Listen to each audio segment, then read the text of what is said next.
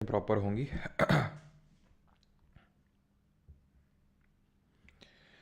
एक बार कंफर्म कर देंगे वॉइस का कोई लोचा तो नहीं है।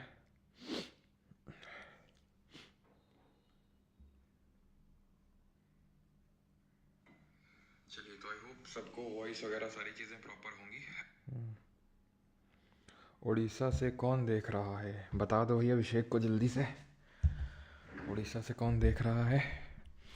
तो आज से हम लोग करने वाले हैं केमिस्ट्री, यानी कि हिंदी में बोले तो रसायन का विज्ञान करने वाले हैं हम लोग, ठीक है। अभी जो रसायन का विज्ञान है ये जो करेंगे, इसमें जो पहला चैप्टर होगा वो होगा मैटर नहीं पदार्थ। ऑल आर क्लियर बेटा, ऑल इज़ क्लियर। इतना अंग्रेजी तो यार हमें भी आता है वैसे। अब यूएस में तो शिफ्ट हो ही चुके हैं हम। वॉइस ठीक नहीं है। ठीक कहाँ है तो फिर ठीक कहाँ है? ठीक होगी। रिकॉर्डिंग ऑन कर लो। यही बच्चे हैं जो मुझे सबसे ज़्यादा प्यारे हैं, जो ये याद दिलाते हैं कि रिकॉर्डिंग ऑन करनी है। चलो शुरू करते हैं। आज से केमिस्ट्री स्टार्ट कर रहे हैं और केमिस्ट्री में हमारा पहला चैप्टर है मैटर, यानी कि पदार्थ। भाई का मैटर हो गया। हुआ होगा तुम्हारा भी मैटर है, तुमने सुना होगा किसी का मैटर हो गया। तो क्या होता है मैटर? मैटर एक सब्सटेंस होता है, ठीक है। Matter is any substance that has mass and takes up space by having volume. यानी मैटर वो पदार्थ है, आप बोल सकते हैं, जो कि कोई वॉल्यूम, जिसका कोई द्रव्यमान होता है और वो कोई आयतन, निर्धारित आयतन लेकर रखता है। उदाहरण के तौर पे जैसे ये मेरा माइक रखा हुआ है सामने, तो इसका कोई ना कोई भार है, मतलब मास है, द्रव्यमान है, और इसने कुछ ना कुछ स्पेस ले रखा है, वॉल्यूम ले रखा है।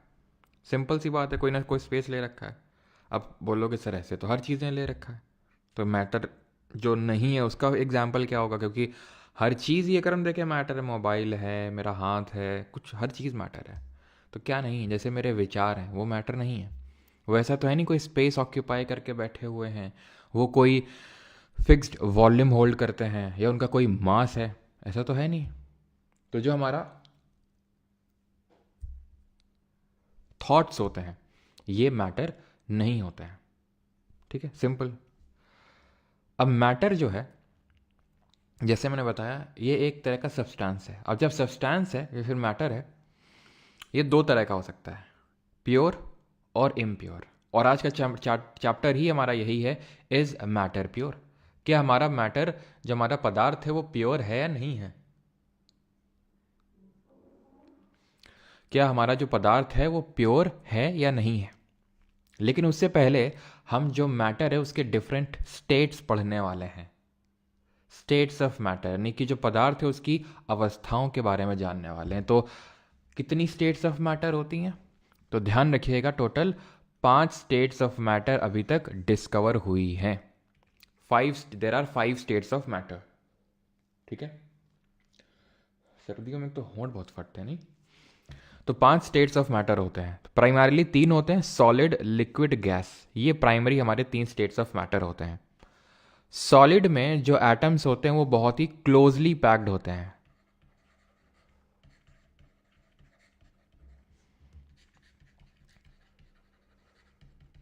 क्लोजली पैक्ड होते हैं, जैसा कि आप यहाँ पे देख सकते हैं।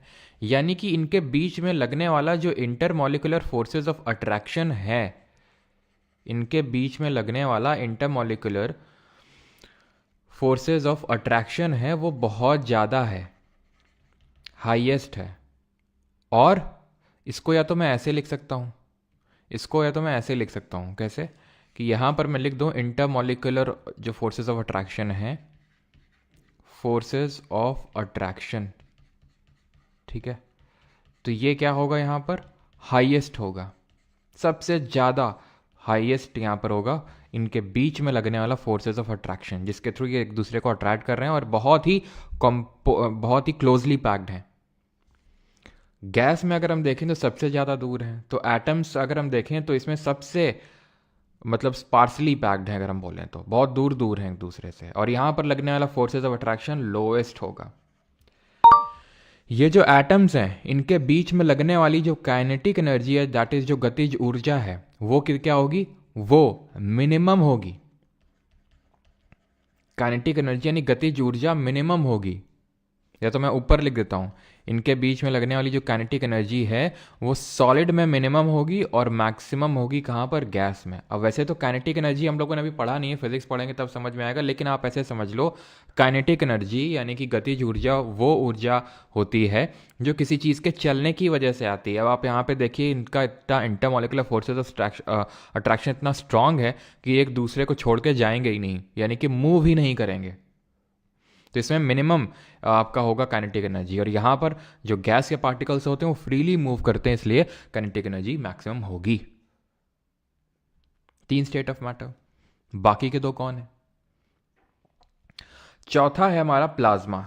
It is known as the 4th state of matter. इसको क्या बोलते हैं?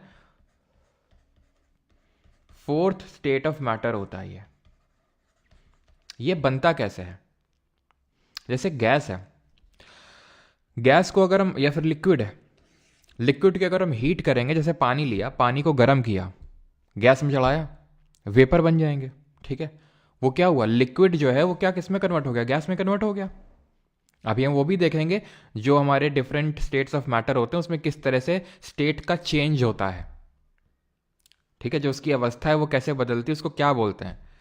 तो लिक्विड गैस में कन्वर्ट होगा अगर मैं टेम्परेचर बढ़ाऊंगा तो, लेकिन अगर मैं ज़्यादा ही टेम्परेचर दे दूं इस गैस को, मतलब लिक्विड को मैंने टेम्परेचर दिया, गैस में कन्वर्ट हुआ, अभी मैं रोक ही नहीं रहा हूँ, टेम्परेचर दिए जा रहा हूँ, दिए जा रहा हूँ, दिए जा रहा हूँ, गैस बोलेगी अब नहीं झेल पाऊंगी मैं, आयोनाइज हो जाएगी।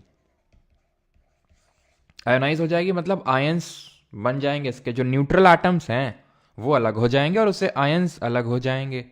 अभी आयंस वगैरह आगे ये चीज़ें आएंगी वैसे तो आयंस एक तो होते हैं हमारे पॉजिटिव आयन होता है और एक नेगेटिव आयन होता है। तो इसमें पॉजिटिव और नेगेटिव आयंस निकल आएंगे, किसमें, प्लाज्मा में। भले पॉजिटिव और नेगेटिव जो निकलेंगे वो आपस में इक्वल होंगे, तो इसलिए ये न्यूट्रल ही होगा, ध्यान रखिएगा। प्लाज्मा जो होता है ये न्यूट्रल ही कंसिडर किया जाता है, बिकॉज जितने पॉजिटिव होते हैं उतने ही नेगेटिव होते हैं। लेकिन क्योंकि इसमें आयंस आ गए, यानी गैस आपकी आयोनाइज हो गई है, तो इसलिए प्लाज्मा जो है ये इलेक्ट्रिसिटी को कंडक्ट करता है। It is a good conductor of electricity, और यहां तक कि ये ग्लो भी करता है। जैसे जो हमारे स्टार्स होते हैं, जो तारे होते हैं, वो प्लाज्मा ही है, क्योंकि उसमें गैस जो हाइड्रोजन हीलियम में समय पता, जैसे हमारे सन में जब हम लोगों ने ज्योग्राफी पढ़ा था तो वहाँ देखा था मेनली वो हाइड्रोजन और हीलियम की बना हुआ है हमारा सन। तो इतना ज़्यादा टेम्परेचर है कि वो आयोनाइज हो जाती है गैस, और उसके बाद इट ग्लोस, और इसके बहुत यूजेस हैं, ठीक है। तो it is a good conductor of electricity जो प्लाज्मा होता है। कैसे बन रहा है, जब हम गैस को हीट कर रहे हैं तो वो आयोनाइज हो रही है और वो न्यूट्रल होती है, ठीक है, न्यूट्रल होती है बिकॉज जितने पॉजिटिव आयंस उतने नेगेटिव आयंस, और उस आयंस की वजह से it is a good conductor of electricity. यहाँ तक कि जो ज्योग्राफी में हम लोगों ने पढ़ी थी ऑरोरा, जिनको नदर्न लाइट्स बोलते हैं, तो वो भी एक्चुअल में प्लाज्मा ही है, ठीक है, जो हमें बढ़िया ग्लोइंग लाइट देखने को मिलती है। अब आते हैं सबसे जो इंपॉर्टेंट स्टेट ऑफ मैटर है, जिससे कि क्वेश्चन रिपीटेटिवली बनता है आपके एग्जाम में, दैट इज ये है आपका बोसॉन। ये क्या है आपका, बोसॉन है, जिसको कि हम 5th स्टेट ऑफ मैटर बोलते हैं। ये कैसे बनता है, जैसे पानी हम लेते हैं, फ्रिज में रख देते हैं, ठंडा कर देते हैं, तो क्या होता है, पानी जम जाता है। अगर पानी से फैला हुआ होता है तो वो जम जाता है, मान लो इतने बर्फ़ के टुकड़े में जम जाएगा, अगर मान लो उसको मैं ऐसे रख देंगे तो फिर फ्रीजर के अंदर, तो ठीक है। उसी तरह अगर हम गैस को, हमने अभी क्या किया था, गैस को हीट किया था, गर्म किया था, गर्म ना करके इसको ठंडा कर दो, गैस को, गैस ऑफ लो डेंसिटी, लो, ठीक है, और उसको गैस आपकी कंडक्ट कर भी सकती है, नहीं भी कर सकती, ठीक है, गैस कंडक्ट कर भी सकती है और नहीं भी कर सकती है। यूजुअली वो नहीं करती है गैस इलेक्ट्रिसिटी कंडक्ट, लेकिन प्लाज्मा करता है। तो गैस ऑफ लो डेंसिटी को अगर हम कूल डाउन कर देंगे, कितने टेम्परेचर में, एट एब्सोल्यूट जीरो।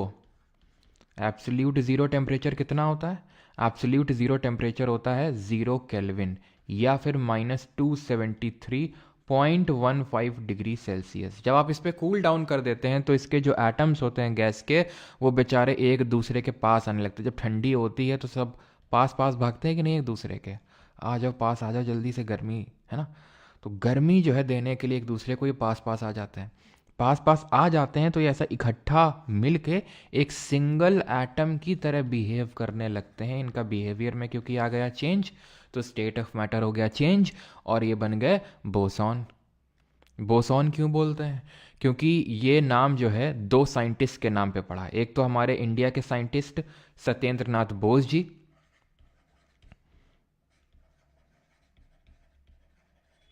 और दूसरे आइंस्टाइन जी, जर्मनी के जो फिजिसिस्ट थे हमारे, पता है सभी को नाम, ठीक है, सत्येंद्र नाथ बोस जी और आइंस्टाइन जी।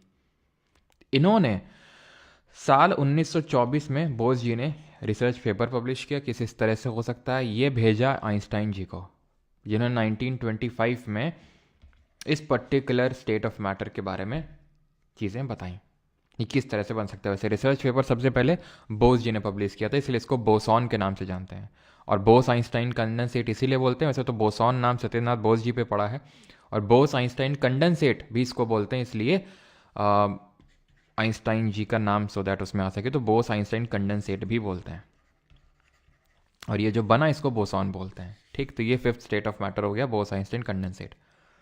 अब इससे और क्या क्वेश्चन बनता है? वो तो ठीक है बनता है कि एब्सोल्यूट जीरो में टेम्परेचर पे कूल डाउन करना है। सत्येंद्रनाथ बोस जी ने 1924 में रिसर्च पेपर पब्लिश किया, आइंस्टाइन जी ने 1925 में इसके बारे में बताया। लेकिन इसके अलावा ये चीज़ पूछता है कि कब बोसॉन्स बनाया गया सबसे पहली बार, क्योंकि आइंस्टाइन जी ने ठीक है बताया तो 1925 में, लेकिन उस समय लैबोरेटरी में ऐसी कंडीशंस नहीं थी कि एब्सोल्यूट जीरो टेम्परेचर को रीच करवाया जा सके, इसलिए बाद में कब 1995 में 1995 में दो साइंटिस्ट थे हमारे, एरिक कॉर्नेल और कार्ल वीमन, ठीक है, कार्ल वीमन। इन्होंने क्या किया, इन्होंने रुबीडियम गैस के एटम्स को लिया और उसको कूल डाउन करवा दिया एब्सोल्यूट जीरो टेम्परेचर पे। सेम ईयर में वॉल्फगैंग केटर्ल, ठीक है, एक जर्मन अगेन फिजिसिस्ट वॉल्फगैंग केटर्ल, इन्होंने क्या किया, इन्होंने सोडियम के एटम्स के साथ, ठीक है, सोडियम के एटम्स को जो है कूल डाउन करवा, उसके बोसॉन्स बनाए। इसकी वजह से इन तीनों लोगों को, all three of them received Nobel prize, all three received Nobel prize. कब? 2001 में। एक एक फैक्ट रट लेना, सुपर इंपॉर्टेंट है। आगे बढ़े, अभी किसी को कोई अगर डाउट हो तो पूछ सकता है, तब तक हम यहाँ पर स्टेट ऑफ मैटर करते हैं, यानी कि पदार्थ की जो अवस्थाएं होती हैं उनको कैसे चेंज करते हैं। एटॉमिक नंबर बिल्कुल 87 होता है, लेकिन अभी वो सब ने पढ़ा नहीं है तो ठीक है। Thank you sir, railway PYQ किया था और मेरा प्री क्लियर हो जाएगा, LPCBT1। Thank you, okay thank you Rohit, congratulation Rohit. चलो भाई, तो अभी हम देखते हैं किस तरह से हम स्टेट ऑफ मैटर को चेंज करेंगे। तो आपको ही पता है, जैसे बर्फ़ है सॉलिड होती है, ठीक है, पानी बदलती है तो उसको बोलते हैं पिघल गई, यानी मेल्ट हो गई, सिंपल, इसको मेल्टिंग बोलते हैं। पानी है उसको हमने जमा दिया, या फिर किसी भी लिक्विड को हम अगर हम सॉलिड में कन्वर्ट कर देते हैं तो उसको हम फ्रीजिंग बोल देते हैं, सिंपल। ये तो बहुत सिंपल है, पूछेगा भी नहीं आपसे। और ये भी हमें पता है कि अगर वाटर को हम हीट कर दें, उसको टेम्परेचर दे दें, तो वाटर को हीट करेंगे तो क्या होगा, इसका जो इंटरमोलिकुलर फोर्सेज ऑफ अट्रैक्शन है वो टूटेगा, और टूटने की वजह से इनके बीच की काइनेटिक एनर्जी बढ़ेगी और ये गैस में कन्वर्ट हो जाएंगे टेम्परेचर देने पे, तो उसको हम इवेपोरेशन बोल देते हैं। और उसका उल्टा ये भी हम पढ़ चुके हैं ज्योग्राफी में, अगर आपको याद हो, कि ये जब गैस से वाटर वेपर से, याद करो, वाटर में कन्वर्ट हो रहा था, तो डिफरेंट फॉर्म्स ऑफ कंडेंसेशन, संघनन के काफ़ी सारे प्रकार मैंने आपको बताया थे, काफ़ी सारे उदाहरण दिए थे मैंने, तो ज़रा कमेंट में उदाहरण दे दीजिए मुझे। तो गैस लिक्विड में जब चेंज हो रही है तो इसको बोलते हैं कंडेंसेशन। जैसे कि हमारी ओस जो बनती है, ड्यू जो इस समय आपको देखने को मिलता है, कोहरा यानी कि फॉग, मिस्ट यानी कुहासा, ठीक है, हमारे जो बादल बनते हैं, ये सब डिफरेंट फॉर्म्स ऑफ कंडेंसेशन होते हैं। कि जैसे यहाँ पर पानी पड़ा है ज़मीन में, धूप पड़ी, टेम्परेचर मिला वाटर को, लिक्विड को, तो वो क्या करेगा, वाष्पित होगा, गैस में कन्वर्ट होगा। लेकिन धीरे धीरे धीरे क्या होगा, वो गैस जो है एक हाइग्रोस्कोपिक न्यूक्लियस, मैंने इस पर रील डाली थी अगर आपको याद हो, तो हाइग्रोस्कोपिक न्यूक्लियाई के अराउंड वो क्या होगा, वो कंडेंस हो जाएगा। वो कंडेंस हो जाएगा मतलब वो वाटर की ड्रॉपलेट्स बन जाएंगी। जो गिरती हैं तो उसको क्या बोलते हैं जरा बताना, जो वाटर की ड्रॉपलेट्स गिरती हैं उसको क्या बोलते हैं। अब आते हैं सॉलिड और गैस का। सॉलिड से अगर डायरेक्ट गैस में कन्वर्ट होता है तो उसको हम सब्लिमेशन या फिर ऊर्ध्वापतन बोलते हैं हिंदी में। जैसे कि उदाहरण के तौर पे आपने देखा होगा नैप्थलीन की जो बॉल्स होती हैं, है ना, कपड़े वगैरह में इन सब में रखी जाती हैं। ऐसा तो है नहीं पहले वो पिघल के पानी बनती हैं देन गैस में जाती हैं। यूजुअली तो हमें यही देखने को मिलता है कि पहले सॉलिड लिक्विड में जाता है देन लिक्विड गैस में जाता है, ठीक है। और फिर इस तरह से होता है। लेकिन यहाँ पर क्या होता है इस केस में, सब्लिमेशन के केस में, कि डायरेक्ट ही वो सॉलिड से गैस में कन्वर्ट हो जाता है। इसको हम बोलते हैं सब्लिमेशन। और इसका उल्टा होता है डिपोजिशन, जहाँ पर गैस जो है वो सॉलिड में कन्वर्ट हो जाती है। जैसे कि अगर हम बात करें आयोडीन के जो वेपर्स होते हैं, एक सेकेंड,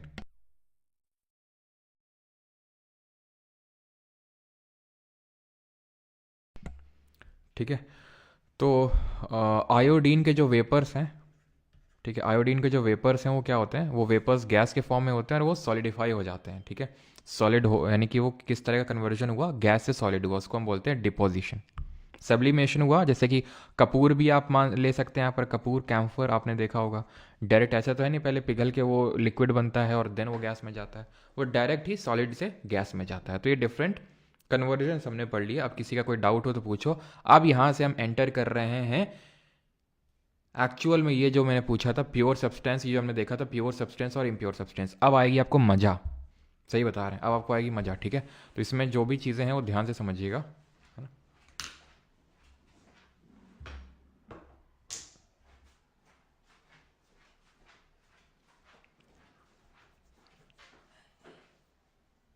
हम्म हम्म हम्म हम्म, हम्म।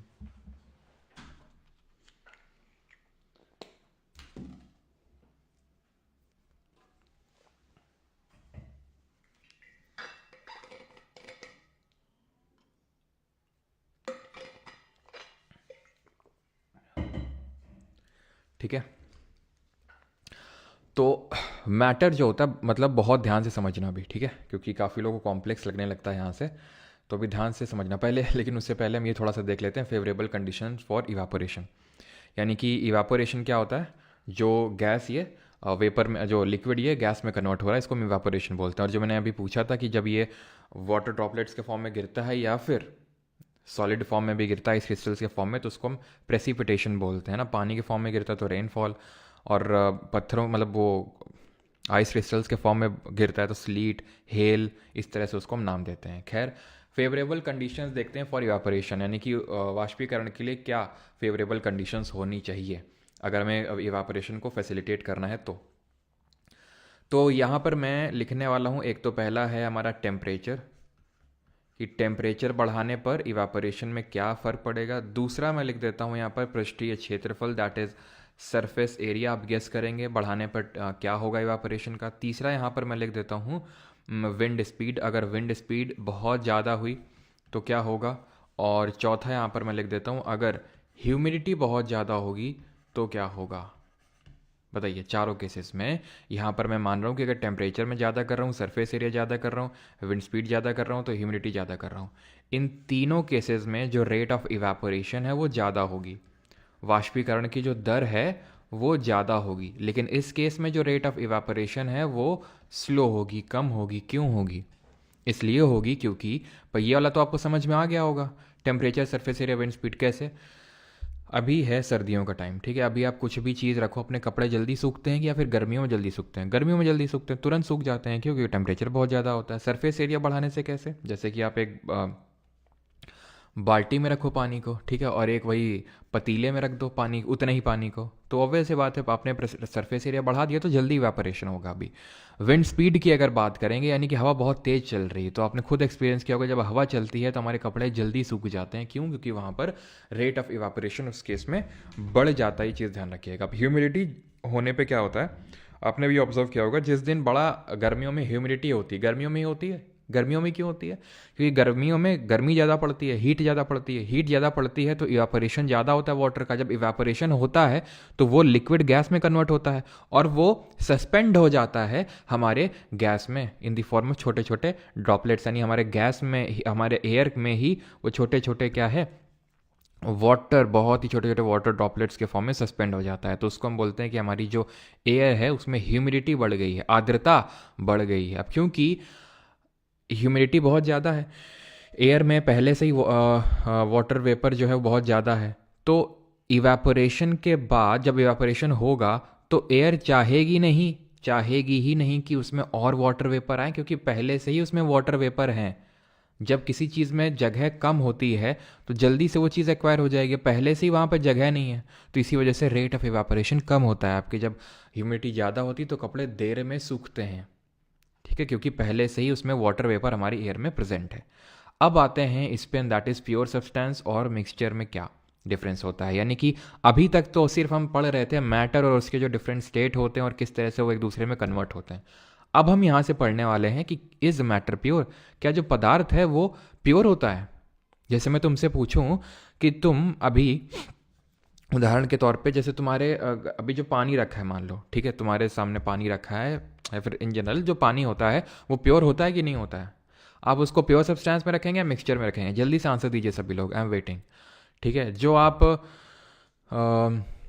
कोल्ड ड्रिंक पीते हैं उसको प्योर में रखेंगे या मिक्सचर में रखेंगे? जो आप नहीं, वो तो नहीं पीते होंगे आप अभी, और पीते हो तो मत पिया करो, ठीक है, समझिए ना। ठीक है, और जो आपके घर का नमक है वो प्योर है या मिक्सचर है? जल्दी से गेस करिए, गेस करिए जल्दी से, क्या प्योर हैं जो मैंने आपको तीनों एग्जांपल्स दिए हैं? तो वाटर लिख रहे हैं प्योर, ओके, ये नहीं और हाँ मत लिखो, क्या प्योर है क्या नहीं वो लिखोगे वाटर और इस तरह से। मेरा हार्ट भी प्योर है गुरुजी, बेटा मस्ती नहीं जे है, अभी तुम्हारे दिल की बात नहीं हो रही है। मिक्सचर मिक्सचर, अब किसकी मिक्सचर बात, मिक्सचर प्योर, इतने गधे हो तुम लोग। अभी मैं कैसे समझूं कि किस चीज़ को तुम मिक्सचर बोल रहे हो, किस चीज़ को प्योर बोल रहे हो? बस मिक्सचर प्योर प्योर है। अब किसको मैं मानूं? तो जो लोग वाटर को प्योर बता रहे हो गलत है, ठीक है। गलत क्यों है? क्योंकि देखो, मतलब जो हमारे घर का पानी की मैं बात कर रहा हूं वो प्योर नहीं है। क्यों नहीं है वो तब समझ में आएगा जब हम प्योर सब्सटेंस और मिक्सचर के बीच का अंतर समझेंगे। प्योर सब्सटेंस वो होता है जिसमें सिर्फ एक तरह का ही सब्सटेंस होता है, एक तरह का ही सब्सटेंस होता है। जैसे कि डायमंड में क्या है? डायमंड में सिर्फ कार्बन है, डायमंड में सिर्फ कार्बन है, कार्बन के अलावा कुछ नहीं है। सल्फर में सिर्फ सल्फर है, टिन में सिर्फ टिन है जिसको एसेंस से रिप्रेजेंट करते हैं, लेकिन तुम्हें समझ में नहीं आएगा, मैं समझाता हूं। जैसे मैंने बोला पानी में क्या है? H2O, ठीक है, ये प्योर है, बिल्कुल कोई दिक्कत नहीं, प्योर है ये, ठीक है। लेकिन घर का पानी है वो प्योर नहीं है। मैं बोलूं नमक प्योर नहीं है, NaCl, ये तो प्योर है, लेकिन जो घर वाला नमक है वो प्योर नहीं है। पता है क्यों? क्योंकि जो घर वाला पानी है उसमें बहुत सारे मिनरल्स, और अगर इम्प्योरिटी है तो है ही है, ठीक है। इम्प्योरिटी भी हो सकता है कि आपके उसमें घर के पानी में, और नहीं भी है, मान लेते तुम्हारा आर वाला पानी है, फिर भी उसमें कुछ ना कुछ मिनरल्स तो रह ही जाते हैं। तो जो पानी, घर वाला पानी है, उसमें सिर्फ H2O के मॉलिक्यूल्स ही नहीं मिलेंगे, उसमें आपको कुछ मिनरल्स वगैरह भी देखने को मिलेंगे। जो घर का नमक है जिसको टेबल सॉल्ट या कॉमन सॉल्ट बोलते हैं, वो एक्चुअल में अगर आप देखना कभी पैकेट में, अगर टाका या ठीक है, अजीब तरह के सॉल्ट आते हैं आजकल, तो आयोडाइज्ड सॉल्ट लिखा रहता है, यानी उसमें आयोडीन होता है। क्यों होता है जल्दी से बता दो, बायो अभी पढ़ क्या है। तो वो आयोडाइज्ड सॉल्ट होता है, यानी उसमें आयोडीन भी है। तो सर, अब हो सकता है डाउट आए तुम्हारे दिमाग में, मैं पहले ही क्लियर करता हूं कि जैसे ये Na है, जैसे ये Cl है, तो वैसे आयोडीन है। आयोडीन के आने से ही क्यों ये प्योर से इम्प्योर तो नहीं, मिक्सचर बन गया? क्यों? आयोडीन से क्या दिक्कत हुई इसको? दिक्कत ये हुई इसको कि Na और Cl के बीच में यहां पर एक बंध बना हुआ है, एक बॉन्ड बना हुआ है। आयोडीन जब आएगा ना तो ये फिजिकल तौर से मिला हुआ है, केमिकल तौर से नहीं मिला हुआ है।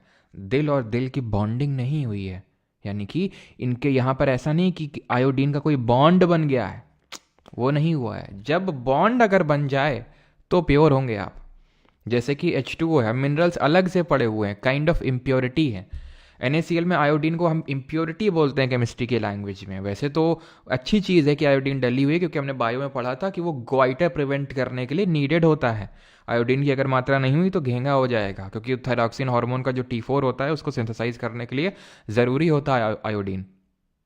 समझ में आई आपको बात? और उदाहरण मैं आपको देता दूँ सो दैट आपको समझ में आए। जैसे कि जो चीनी है, चीनी को किस में रखेंगे, प्योर में या मिक्सचर में?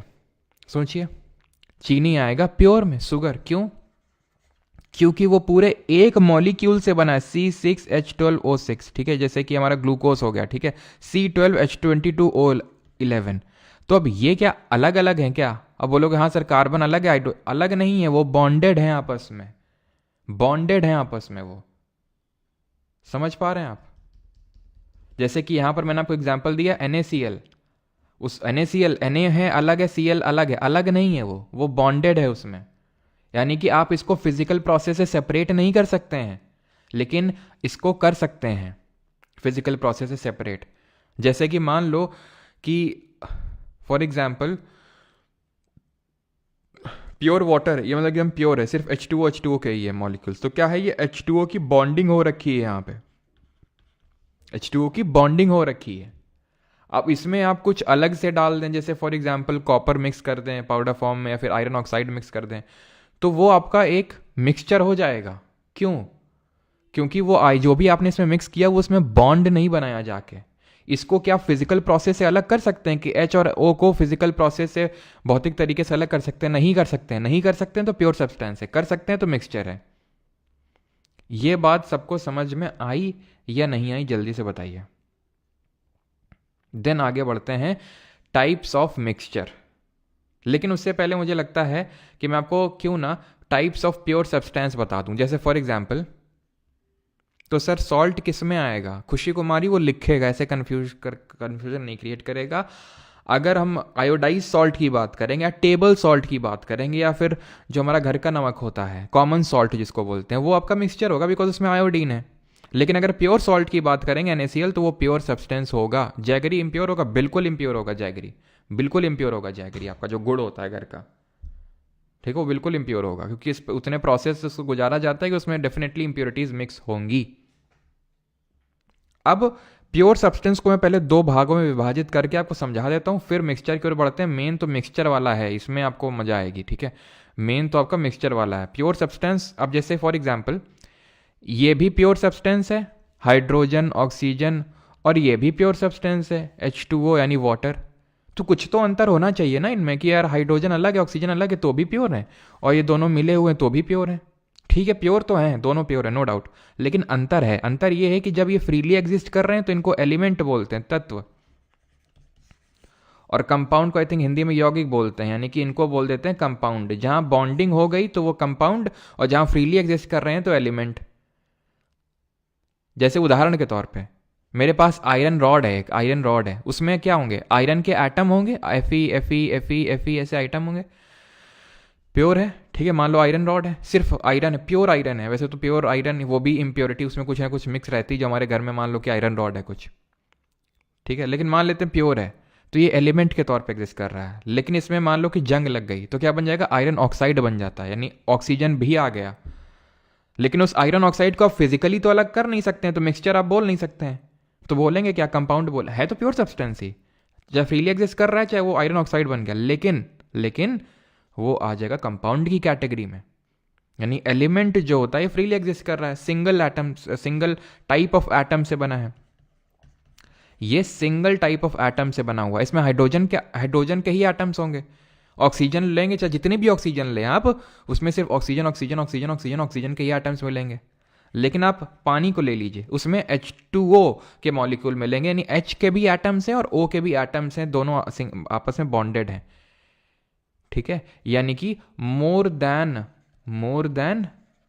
वन टाइप ऑफ एटम्स आपको देखने को मिलेंगे, ठीक है। इन्होंने क्या किया? हाइड्रोजन ऑक्सीजन आए और मिलके एक मॉलिक्यूल बना लिया। एटम तो दो तरह के हैं, हाइड्रोजन ऑक्सीजन, लेकिन एक तरह का मॉलिक्यूल होगा, H2O का मॉलिक्यूल घूम रहा होगा। समझ आ गया? अब आते हैं मिक्सचर में। मिक्सचर को भी दो पार्ट में डिवाइड करते हैं, होमोजीनस और हीट्रोजेनस। सजातीय और विजातीय मिश्रण। थोड़ा सा देख के समझ में आ रहा होगा, लेकिन हमें सिर्फ देख के नहीं, फील करके समझना है। क्या अंतर होता है होमोजेनस और हेटेरोजेनस में? They have a uniform composition through out, they have a non uniform composition. Uniform composition होता है, नॉन यूनिफॉर्म मतलब क्या हुआ? Components can not be seen through naked eyes, components can be easily seen through naked eyes. नंगी आंखों से देख सकते हैं इनके पार्टिकल्स को, इनको नहीं देख सकते हैं। एग्जाम्पल के तौर पे मैंने पानी में नमक घोला एक केस में, ये पानी लिया और पानी में नमक घोल दिया। अच्छे से घोलना, शर्त ये अच्छे से घोलना, जब तक पूरा घोल ना जाए तब तक घोलना उसको। यहाँ पे मैंने पानी लिया और रेत लिया, जितना अच्छे से घोलना घोल लो, जितना अच्छे से, जितनी देर, 1 घंटा 2 घंटा, 1 दिन 2 दिन लगातार घोलते रहो, रुक जाओ। अब तुम ये पाओगे कि तुम इसमें नमक अलग से नहीं देख पा रहे हो कि ये देखो ये NaCl का है और ये H2O का मॉलिक्यूल है मिक्सचर ही दोनों। क्यों मिक्सचर है? क्योंकि इसमें NaCl का मॉलिक्यूल होगा और H2O का मॉलिक्यूल होगा, एक तरह का मॉलिक्यूल नहीं है इसमें। यहां पर भी वही है, एक तो मिट्टी होगी और उसमें वाटर का मॉलिक्यूल होगा। लेकिन अंतर क्या है दोनों में? इसमें आप मिट्टी अलग से देख पाएंगे, धीरे जब आप छोड़ेंगे ना, धीरे धीरे उसको बोलते हैं थिरा गई, तो मिट्टी थिरा जाएगी, यानी कि वो सेटल डाउन कर जाएगी नीचे, आप देख सकते हैं अलग से आराम से। तो ये अंतर होता है होमो और हीट्रो में, हम डिटेल में पढ़ेंगे अभी, लेकिन ये बेसिक समझ में आना चाहिए कि भाई होमो और हीट्रो में क्या अंतर होता है बेसिक सा, ठीक है। और we can not separate the component of the mixture through physical process, और यहाँ पर फिजिकल प्रोसेस के थ्रू आसानी से वो भी देखेंगे। ये mixture is in single phase throughout, the substance can be divided into 2 phases and we may see separate layers of the substances. Single phase का मतलब है कि पूरा ऊपर से नीचे तक एक ही तरह का दिख रहा है, और तुम जब पियोगे इसको तो एक ही तरह का टेस्ट आएगा। तुम बोलोगे नहीं सर आखिरी में ज़्यादा नमकीन लगेगा, बेटा तुमने घोला नहीं होगा ढंग से, इसलिए होगा वो। मैंने क्या बोला था? ढंग से घोलना है, शर्त ये है ना। जब तुम नींबू पानी बनाते होगे तो लास्ट में ज़्यादा मीठा लगता होगा, कहा है क्या कि तुमने पूरी चीनी नीचे वो चली गई, तुमने ढंग से उसको घोला नहीं है। लेकिन अगर ढंग से घोलोगे वो सिंगल फेज रहेगा। सिंगल फेज मतलब सेम टेस्ट सेम तरह का दिखेगा, लेकिन यहाँ पर वो नहीं है। अगर मैं तेल को पानी में मिला दूँ क्या होगा? तेल ऊपर पानी नीचे अलग अलग दिख रहा है ना, वो साफ साफ मुझे दिख रहा है, और पीऊँगा भी तो अलग, सेम तरह का टेस्ट तो नहीं आने वाला है, और सेम तरह का लगेगा भी नहीं। आप देख सकते हैं वाटर एंड मिल्क और ऑयल एंड वाटर, समझ में। अब हम आएंगे होमोजीनियस मिक्सचर देखेंगे। सर ये तो सोल्यूशन लिखा हुआ है, इसीलिए लिखा हुआ है क्योंकि होमोजीनियस मिक्सचर को सोल्यूशन ही बोला जाता है। सजातीय मिश्रण को सोल्यूशन के नाम से जाना जाता है, ठीक है। तो ये क्या है? सोल्यूशन की डेफिनेशन है, ना कि सस्पेंशन की। तो solution is formed when 2 or more substances are mixed in a uniform manner. Solute completely mixes in solvent and cannot be viewed through naked eyes. मतलब क्या हुआ इसका? मतलब वही जो मैं आपको बता रहा था कि जिस चीज को आपने डाला है, जिस चीज में मैंने नमक डाला था पानी में, तो नमक हो गया सोल्यूट और पानी हो गया सॉल्वेंट। जब दोनों को मिलाया, ठीक है, तो उसको मैं फिर नंगी आंखों से देख नहीं सकता हूं। जैसे मान लो ये नींबू पानी है, अब इसमें क्या मैं नींबू अलग से देख सकता हूँ? बोलोगे हाँ सर ये देखो है, तो अबे उसकी बात नहीं कर रहे हैं, इसकी बात करें। वो तो ऊपर से ऐसे डाल दिया गया गार्निशिंग के लिए। तो अब यहाँ पर क्या मैं, इसमें नमक भी है, इसमें शक्कर भी है, इसमें पानी भी, और हो सकता है कुछ और भी डाल दिया हो, ठीक है। इसमें क्या आप देख सकते हैं कहीं कहाँ नमक है, कहाँ पानी का, कहाँ है चीनी? नहीं देख सकते हैं। और जब आप टेस्ट करेंगे तो यूनिफॉर्म टेस्ट निकल के आएगा। ऐसे होमोजेनस मिक्सचर्स को हम सोल्यूशन बोलते हैं, ठीक है। सोल्यूशन ऐसा नहीं है कि बस पानी में कुछ मिला दिए सोल्यूशन, ठीक है। ये जो देख रहे हो ये नट बोल्ट सोल्यूशन है भैया, ये सोल्यूशन है। सोल्यूशन का मतलब तुम्हें गीला गीला फीलिंग आता होगा हमेशा, बस पानी में कुछ मिला दिया, किसी में कुछ मिला दिया है ना, लिक्विड टाइप फील आता होगा। लेकिन सोल्यूशन डिफरेंट तरह के हो सकते हैं। लिक्विड भी हो सकते हैं जो आप जानते हैं, जैसे कि पानी में इंक डाल दी, पानी में नमक चीनी डाल दिया। सॉलिड में सॉलिड भी डाला जा सकता है और उससे भी सोल्यूशन क्रिएट किया जा सकता है, जैसे फॉर एग्जांपल एलॉय, जिनको मिश्र धातु बोलते हैं। हम आगे पढ़ेंगे मेटल वाले चैप्टर में कि एलॉय क्या होते हैं। जब हम एक से ज़्यादा मेटल को मिक्स कर देते हैं, या फिर एक मेटल या फिर दूसरे नॉन मेटल को मिक्स कर देते हैं आपस में, तो उसको एलॉय बोलते हैं, मिश्र धातु बोलते हैं। तो ये सॉलिड सोल्यूशन है। जैसे उदाहरण के तौर पे ब्रॉन्ज हो गया, तो ब्रॉन्ज क्या होता है? ब्रास या फिर ब्रॉन्ज। तो ब्रास क्या होता है? ब्रास होता है जब कॉपर को यानी तांबे को जिंक यानी जस्ते में मिला देते हैं। ब्रॉन्ज क्या होता है? जब कॉपर को टिन में मिला देते हैं। तो यहाँ पर कॉपर के भी एटम्स हैं, जिंक के भी एटम्स हैं, केमिकली कंबाइन नहीं हुए हैं ये आपस में। केमिकली कंबाइन हो जाते तो सर ये प्योर सब्सटेंस ही होते हैं, लेकिन ये फिजिकली कंबाइन किए गया है इनको, फिजिकली कंबाइन, कोई बॉन्ड कोई इनके बीच में बॉन्ड बनेगा भी नहीं। बॉन्ड कैसे बनता है वो हम आगे पढ़ेंगे कि भाई उसके लिए कुछ किसी को इलेक्ट्रॉन की नीड होनी चाहिए और किसी को इलेक्ट्रॉन देने की इच्छुकता होनी चाहिए, ईगरनेस होनी चाहिए कि भाई मुझे इलेक्ट्रॉन देना है, और कोई सामने वाला लेने वाला भी होना चाहिए। इन दोनों को नहीं चाहिए, इन दोनों को देने की वो है, हमें देना है, हमें देना। वो बोलता है कि तुम इलेक्ट्रॉन लेना, नहीं नहीं बोलता है हमें भी देना है, तो ये एक दूसरे में बॉन्ड नहीं बनाएंगे। क्लियर है? ये भी सॉलिड ये भी सॉलिड, तो ये सॉलिड सॉलिड सॉल्यूशन हो गया। गैस को गैस में मिला देते हैं तो एयर, हवा जो है हमारी, हवा में आपको ऑक्सीजन मिलेगा, नाइट्रोजन मिलेगा, ऑर्गन मिलेगा। हमने देखा था ज्योग्राफी में, कंपोनेंट पढ़े थे एयर के। लेकिन क्या वो आपस में बॉन्डेड हैं क्या? नाइट्रोजन ऑक्सीजन बॉन्डेड नहीं है। बॉन्डेड होते तो प्योर होते, लेकिन क्या आप देख सकते हैं क्या उनको नेकेड आई से कि ये देखो नाइट्रोजन टहल रहा है, ये ऑक्सीजन टहल रहा है? ना। तो फिर हीट्रो नहीं होंगे, होमो होंगे ये, क्योंकि आप नेकेड आई से नहीं देख पा रहे हो, और यूनिफॉर्मली डिस्ट्रीब्यूटेड है। सॉलिड को लिक्विड में डाल दिया, शुगर को वाटर में, सॉलिड को गैस में डाल दिया, हाइड्रोजन को जैसे मेटल में डाल दिया, लिक्विड को गैस में, तो कार्बन डाइऑक्साइड वाटर। ठीक है, खैर एलॉय यहाँ पर बता नहीं रहा हूँ, रटन अभी याद करने की जरूरत नहीं, मैं एक साथ लिखवाऊंगा कि brass, bronze, nichrome, German silver, solder, ये सब हम आगे देखेंगे। अभी के लिए, अभी जैसे मैं बताया कि जो एक सोल्यूशन होता है, होमोजेनियस मिक्सचर होता है, उसमें दो कंपोनेंट होते हैं, एक सोल्यूट और एक सॉल्वेंट। जिस चीज़ को मिलाया जाता है कम मात्रा में होती है वो सोल्यूट होता है, और जिस चीज़ में मिलाया जाता है जो ज़्यादा मात्रा में होती है उसको सॉल्वेंट बोलते हैं। ठीक, अब जैसे उदाहरण के तौर पे तुम्हें लग सकता है कि ब्रास जो होता है, ब्रास जो होता है इसमें तो दोनों ही सॉलिड हैं, कॉपर भी है जिंक में, तो इसको किसको, इसमें किसको सल्यूट मानेंगे और किसको सॉल्वेंट मानेंगे? तो जो कम मात्रा में होगा उसको, जो कम मात्रा में होगा उसको सल्यूट मानेंगे, जो ज़्यादा मात्रा में होगा उसको सॉल्वेंट। यहाँ पर जिंक जो होता है कम मात्रा में होता है, कॉपर ज़्यादा मात्रा में, कॉपर 66% कुछ होता है और ये लगभग जिंक 34% होता है, तो जिंक सॉल्यूट हो जाएगा, कॉपर सॉल्वेंट हो जाएगा, सिंपल। ठीक, तो ये चीज़ है। प्रॉपर्टीज़ क्या होती हैं सोल्यूशन की? होमोजेनस होता है, पार्टिकल बहुत छोटा होता है, पार्टिकल का साइज जो होता है बहुत छोटा होता है। कितना होता है? लेस देन 1 नैनोमीटर, ये याद रखेंगे। 1 नैनोमीटर से कम साइज होता है पार्टिकल का।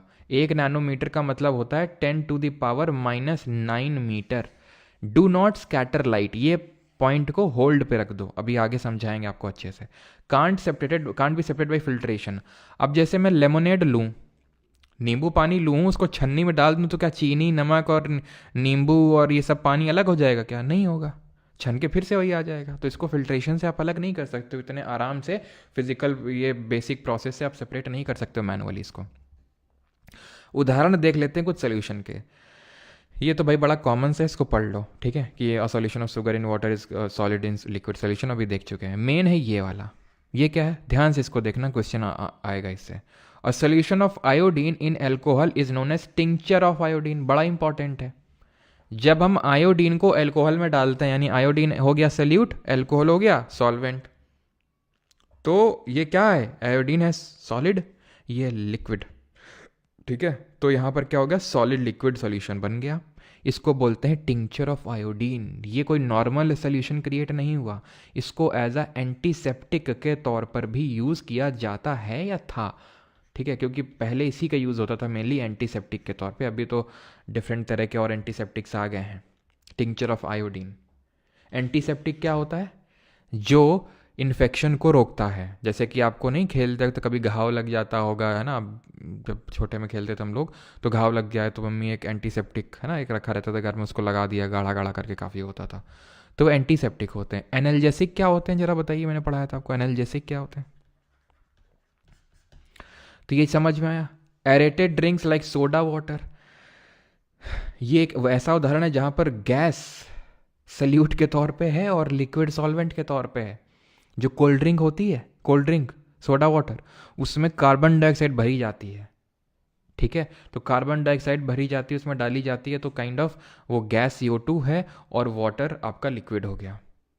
ठीक, एयर इज अ मिक्सचर, ये तो मैं आपको एयर का बता ही चुका हूँ कि नाइट्रोजन, ऑक्सीजन, ये सब होते हैं, और परसेंटेज आपको पहले ही से पता है ज्योग्राफी में। एनाल्जेसिक होती है दर्द निवारक, यानी कि पेन रिलीवर। ठीक है, यानी कि ये दर्द निवारक होती है। एंटीसेप्टिक क्या होती हैं? जो इन्फेक्शन होता है किसी माइक्रो ऑर्गेनिज्म की वजह से, बैक्टीरिया की वजह से नॉर्मली, तो उसको रोकती हैं ये। सोल्यूशन में कितना सल्यूट डिजॉल्व है, उसके बेसिस पे इसको 3 पार्ट में हम बोल सकते हैं, सैचुरेटेड, अनसैचुरेटेड, 2 पार्ट में बोल सकते हैं, सैचुरेटेड और अनसैचुरेटेड। इसको रुक जाओ। या फिर कंसंट्रेटेड और डाइल्यूट। देखो होता क्या है, जैसे फॉर एग्जांपल ये पानी है, ठीक है, एक गिलास है, ये पानी का एक गिलास है, इसमें मैंने 1 चम्मच चीनी डाली, ठीक, मैंने 2 चम्मच चीनी डाली, मैंने 3 चम्मच चीनी डाली, 4 चम्मच चीनी डाली, एक बोरा भर के ला, बोरा भर डाल दूंगा क्या इसमें? कुछ तो क्षमता होगी, बियरिंग कैपेसिटी होगी कि नहीं? घोलते चले जाओ, घोलते चला जाओ, घुलती चली जाए, घुलते पूरी पूरी दुनिया की चीनी एक गिलास पानी में समा डालोगे इसी में तुम, एक लिमिटेशन होगी, उसके बाद नहीं घोल पाएगी वो सैचुरेट हो गई है, वो सैचुरेट हो गया है वो, यानी कि no more solute can be added. पढ़ पढ़ के जैसे तुम थक जाते हो, अब हम नहीं पढ़ पाएंगे, सैचुरेट हो गए हम तो। अनसैचुरेट का मतलब है अभी क्षमता है। कंसनट्रेटेड का मतलब है बहुत ज़्यादा इसमें सल्यूट डिजॉल्व है, जैसे कि ये मैंने 1 गिलास पानी लिया, इसमें भी उतना ही पानी लिया, जितना इसमें उतना इसमें, इसमें 1 चम्मच चीनी डाली, इसमें 2 चम्मच, तो कौन ज़्यादा कंसनट्रेटेड होगा? ये ज़्यादा कंसनट्रेट होगा, क्योंकि इसमें ज़्यादा अमाउंट ऑफ सल्यूट है, सुपर सैचुरेटेड। होमोजेनियस में आखिरी पॉइंट, एंड दैट इज एक बेसिक सा न्यूमेरिकल बन जाता है, how to calculate mass percentage of a solution. मतलब जैसे तुमसे पूछ लेगा मास परसेंटेज, जैसे कि चीनी डाली तुमने पानी में, तो मास परसेंटेज निकाल दो कितना चीनी, यानी सल्यूट का मास परसेंटेज निकाल दो, मास percentage of solute in solution, उस सोल्यूशन में उस सल्यूट का मास परसेंटेज कितना है। तो इसका सिंपल सा फॉर्मूला होता है, न्यूमरेटर में आप रखो मास ऑफ सल्यूट को, ऊपर नीचे रखो मास ऑफ सॉल्वेंट को, और क्योंकि परसेंटेज निकाल रहा हो तो इंटू 100, सिंपल है ना, मास ऑफ सॉल्यूट। और अगर मान लो वॉल्यूम बाई वॉल्यूम निकालना हो तो ऊपर वॉल्यूम ऑफ सॉल्यूट रख देना, नीचे वॉल्यूम ऑफ सॉल्वेंट इंटू 100। जल्दी से क्वेश्चन लगाओ और इसका आंसर दे दो, जल्दी से क्वेश्चन सॉल्व करके इसका आंसर दे दो। सर कई स्टूडेंट डायरेक्ट केमिस्ट्री पढ़ रहे हैं, तो प्लीज़ कुछ टर्म्स बता दिया करो, because they haven't got Jio yet. मतलब केमिस्ट्री पढ़ रहे तो कुछ टर्म्स बता दिया करो। अच्छा, मतलब ज्योग्राफी आपकी नहीं हुई तो आप इसलिए बोल रहे हैं ज्योग्राफी मतलब, तो भाई ज्योग्राफी नहीं हुई है तो ज्योग्राफी कर लो। अब ज्योग्राफी थोड़ी ना पढ़ा रहे हैं, मुझे पता है कि आपको लग रहा होगा कंडेंसेशन मैंने नहीं पढ़ाया ढंग है ना, तो फिर कंडेंसेशन थोड़ा समझ लो, फिर आप एक्स्ट्रा जाके सर्च करो। मैं अलग से तो फिर यहाँ पर डिटेल में नहीं पढ़ाऊंगा, फिर उन स्टूडेंट का क्या जो ज्योग्राफी पढ़ के आए हैं, खुद ही सोचो।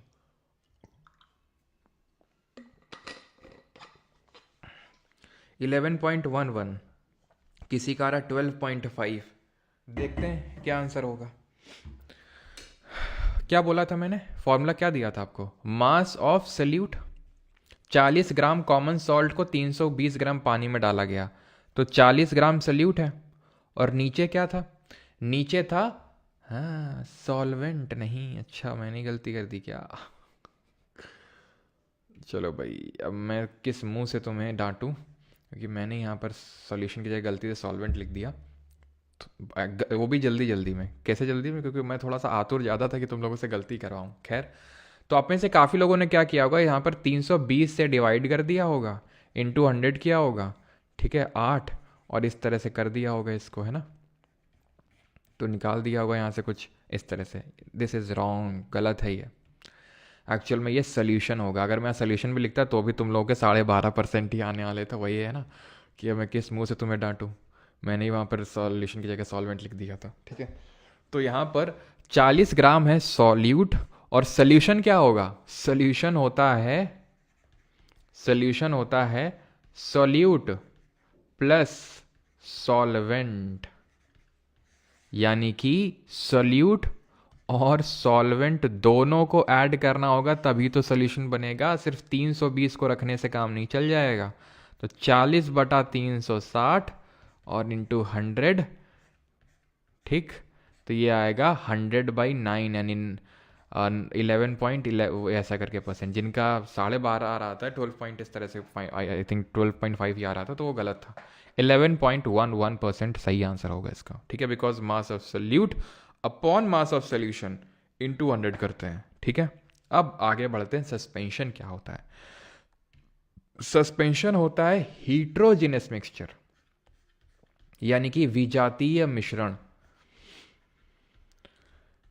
heterogeneous mixture. A suspension is formed when two or more substances are mixed in a non-uniform manner. वहाँ क्या था, यूनिफॉर्म मैनर में मिक्स हो रहे थे.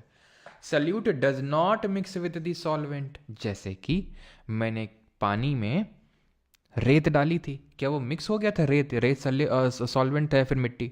वो सल्यूट था. तो क्या वो सल्यूट सॉल्वेंट मिक्स हो गया था पानी में? नहीं मिक्स हुआ था, और उसको हम नेकेड आई से देख सकते हैं. जैसे फ्रूट ड्रिंक्स हो गई, ठीक है, कॉफ़ी क्रीमर्स हो गए, चॉकलेट ड्रिंक हो गया, सॉफ्ट ड्रिंक हो गया, पूरी तरह से सॉल्वेंट में ये नहीं मिलते हैं. इसलिए एक सेकेंड, इसको हटा तो दो जरा. एक्चुअल में जो सॉफ्ट ड्रिंक होती है, जो कोक हम पीते हैं, ठीक है, जैसे कोल्ड ड्रिंक वगैरह, वो आपके होमोजेनस होते हैं. लेकिन हाँ, उसमें अगर आप आइस वगैरह और ये सब ऊपर से डाल दोगे तो वो हीट्रोजेनस ही होगा, क्योंकि आइस है जो आप उसको प्रॉपरली भी देख सकते हो. लेकिन एक्चुअल में जब आप टेस्ट करते हो कोक को, कोल्ड ड्रिंक को, तो पहला सिप और आखिरी सिप बिल्कुल सेम टेस्ट होता है. उसमें हम अलग से नहीं देख सकते हैं कि ये वाटर है, ये क्या कुछ डला हुआ है, हम अलग से उसमें नहीं देख सकते. तो सॉफ्ट ड्रिंक को आप अलग ही कर दीजिए यहाँ से, ठीक है. तो सस्पेंशन क्या हुआ? सस्पेंशन बोल क्यों रहे हैं? क्योंकि सस्पेंडेड हैं, सल्यूट के पार्टिकल सस्पेंडेड हैं सॉल्वेंट में, वो तैर रहे हैं, मिले नहीं हैं वो, इसलिए सस्पेंशन बोल रहे हैं. प्रॉपर्टी क्या है? हीट्रोजेनस है, लाइट को स्कैटर करेगा, और इसको फिल्ट्रेशन मेथड से हम सेपरेट कर सकते हैं. और ये एक अनस्टेबल होता है. अब ये स्टेबल और अनस्टेबल का मतलब क्या है? ये जो था ना, ये आपका स्टेबल होता है. स्टेबल और अनस्टेबल का मतलब होता है कि जब आप इसको रखते हो तो क्या ये सेटल डाउन हो जाता है क्या? सल्यूट जो मिला हुआ है, जैसे कि रेत हमारी सेटल डाउन हो जाती है पानी में, तो ये हीट्रोजेनस है. और ऐसों को बोलते हैं अनस्टेबल. अनस्टेबल क्यों है? Because solute gets settled down in solvent.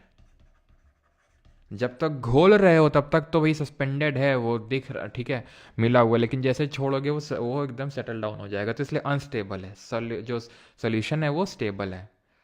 अब हम आते हैं तीसरे तरह के मिक्सचर, जो लगता होमो है लेकिन है हीट्रो. इसको बोलते हैं कोलॉइड. यहां पर पार्टिकल साइज क्या था? ज्यादा था. एक पॉइंट यहां पर या तो इसी में ऐड कर लो, ये स्कैटर करता है light because particle size is large. Particle size is large. रफली आप यहां पर ये लिख लो कि इसका जो पार्टिकल साइज होगा वो 1000 नैनोमीटर से भी ज़्यादा होगा, ठीक है. इस तरह से लिख दूं, कंफ्यूजन तो नहीं होगा. लिख देता हूं पूरा, ग्रेटर देन 1000 नैनोमीटर. अब स्कैटर वाला अगेन जैसे मैंने आपको बताया था पीछे, होल्ड कर दो, अभी प्रॉपरली समझाऊंगा मैं आपको इसको. कोलॉइड पे आते हैं. कोलॉइड क्या बताया मैंने? दिखता होमो है लेकिन है हीट्रो. जैसे दूध हो गया, दूध को आज से प्योर बोलोगे, चाहे भले दूध चट्टे में जाके सीधा तुम खुद दूध के लाए हो गाय और भैंस को, लेकिन फिर भी वो प्योर नहीं होगा. क्यों? क्योंकि उसमें वाटर का मॉलिक्यूल है, उसमें फैट का मॉलिक्यूल है, उसमें प्रोटीन का मॉलिक्यूल है, उसमें कैल्शियम है. जरा बताओ कमेंट में कौन सा प्रोटीन होता है दूध में? फोम हो गई, जैसे शेविंग फोम हो गई. तो क्यों शेविंग फोम? लगती तो बिल्कुल तुम्हें होमोजीनस की तरह कि भाई कहाँ दिख रहा है इसमें कि अलग अलग क्या है. वैसे दूध में कहाँ दिख रहा है अलग अलग क्या है? दिख तो नहीं रहा है, लेकिन जब लाइट पास करवाते हैं तो लाइट स्कैटर कर जाती है. इसका मतलब यह है कि पार्टिकल साइज 1 नैनोमीटर से छोटा तो नहीं है, बड़ा ही है. तो इसलिए लगते तो होमो है लेकिन है हीट्रो. इनका 1 नैनोमीटर से बड़ा ही पार्टिकल साइज होगा इनका. क्लियर इतनी चीज? जैसे फोम हो गया, मिल्क हो गया, स्मोक हो गया, डिटर्जेंट हो गया, जेल हो गया, ब्लड हो गया, जो खून होता है हमारा. खून को अगर आप देखोगे तो इसको हम क्यों मिक्सचर बोल रहे हैं? पहली बात तो यही हम जान लेते हैं. बिल्कुल, कैसीन प्रोटीन होता है, लैक्टिक एसिड, लैक्टोज शुगर होती है, और कैसीन प्रोटीन होता है. केराटिन हमारे बालों और नाखूनों में होता है. ब्लड क्यों होता है? क्योंकि ब्लड में आरबीसी भी है, डब्ल्यूबीसी भी है, प्लेटलेट्स भी है, प्लाज्मा भी है. Plasma is the liquid part. यहां तक कि उस प्लाज्मा में भी जो लिक्विड है, वाटर भी है, प्रोटीन भी है, हॉर्मोन्स भी है, एंजाइम्स भी हैं. तो ब्लड तो पक्का मिक्सचर है. लेकिन अगर आप ध्यान से देखें तो आप बता नहीं पाएंगे कि देखो आरबीसी टहल रही है नेकेड आई से, डब्ल्यूबीसी टहल रही है। उसके लिए आपको माइक्रोस्कोप की ज़रूरत पड़ती है। जब जैसे ब्लड ग्रुप भी निकालना पड़ता है तो ब्लड ग्रुप ऐसे ही निकाला जाता है कि भाई आपका लिया जाएगा खून, दो तीन बूंदों से ही काम चल जाता है, उसको माइक्रोस्कोप से ऑब्जर्व किया जाएगा और पता चल जाएगा कि आपका ब्लड ग्रुप क्या है बाई ऑब्जर्विंग कि आरबीसी के अराउंड एंटीजन क्या लगा हुआ है और एंटीबॉडी क्या तैर रहे हैं आपके प्लाज्मा में। लेकिन आप नेकेड आई से नहीं बता सकते हैं, यानी लगेगा होमो, लेकिन क्योंकि लाइट स्कैटर करवाएंगे तो लाइट का पाथ विजिबल होगा। ये क्या बोल रहा हूँ मैं, लाइट गुजारेंगे स्कैटर होगी लाइट का पाथ, इसको बोलते हैं टिंडल इफेक्ट। क्या बोलते हैं? Tyndall effect. ब्राउनियन मूवमेंट से अलग है। आखिरी में मुझे याद दिलाना, मैं ब्राउनियन मूवमेंट भी आपको समझा दूंगा। ब्राउनियन मूवमेंट से अलग है ये, पहले टिंडल समझ लो।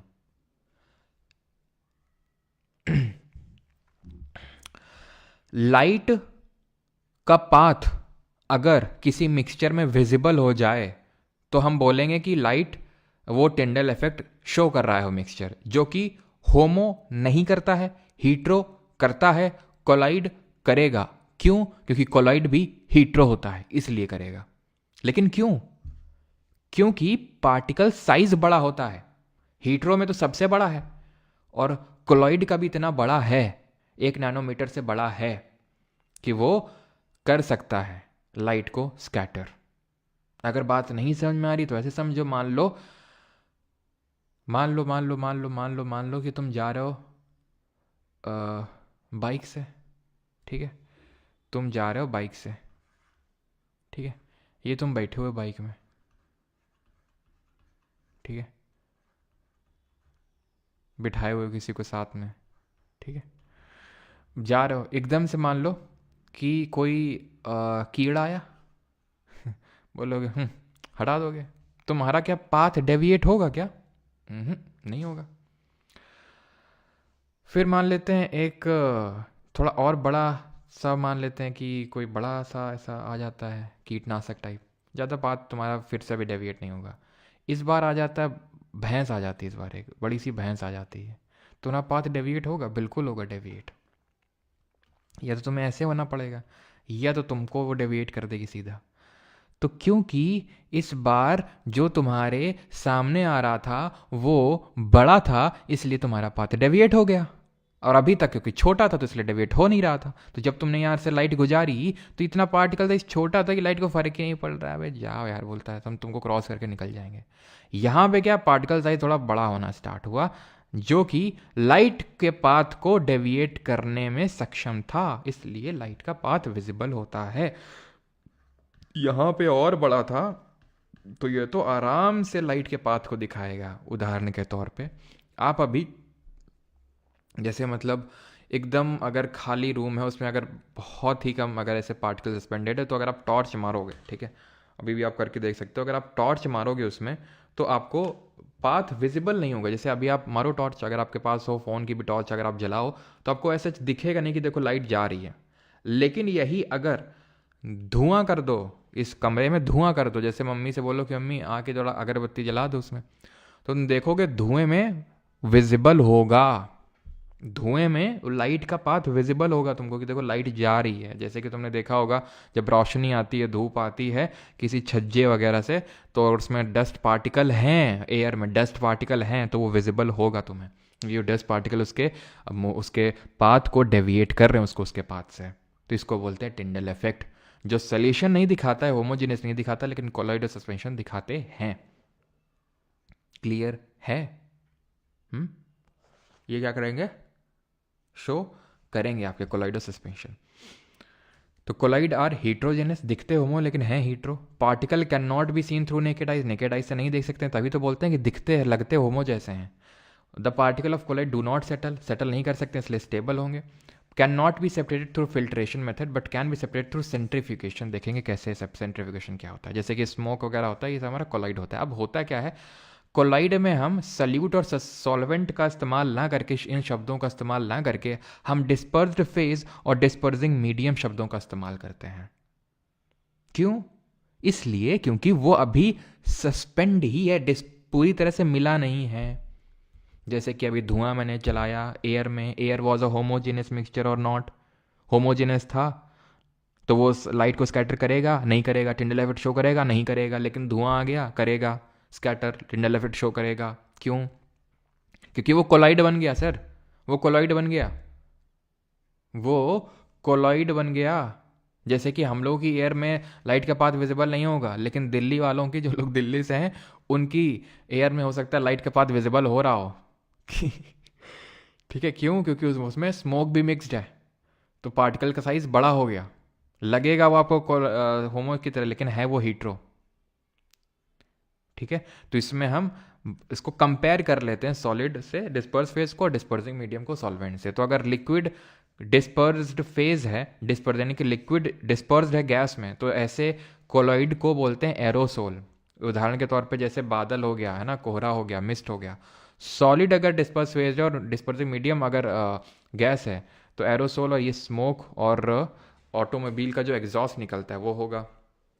देन अगर बात करेंगे कि अगर गैस डिस्पर्स्ड फेस है और डिस्पर्सिंग मीडियम है हमारा लिक्विड, ठीक है, तो इसमें आएगा आपका फोम। जैसे कि हमारी जो शेविंग क्रीम है, ठीक है, जो हमारा शेविंग क्रीम है वो इसमें आएगा। ठीक है,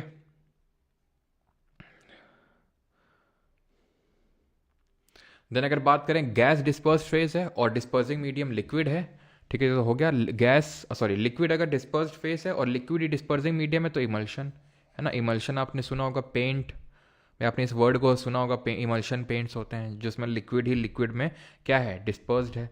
मिल्क हो गया, फेस क्रीम हो गया, ये सब हो गए हमारे।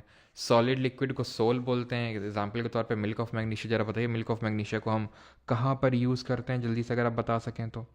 देन अगर हम बात करें कि गैस सॉलिड में है तो इसको फोम बोलते हैं, लिक्विड सॉलिड में है तो जेल बोलते हैं, सॉलिड सॉलिड में है तो ऐसे सॉलिड सोल बोलते हैं। ठीक है, तो ये थोड़ा सा ध्यान में रखेंगे आप।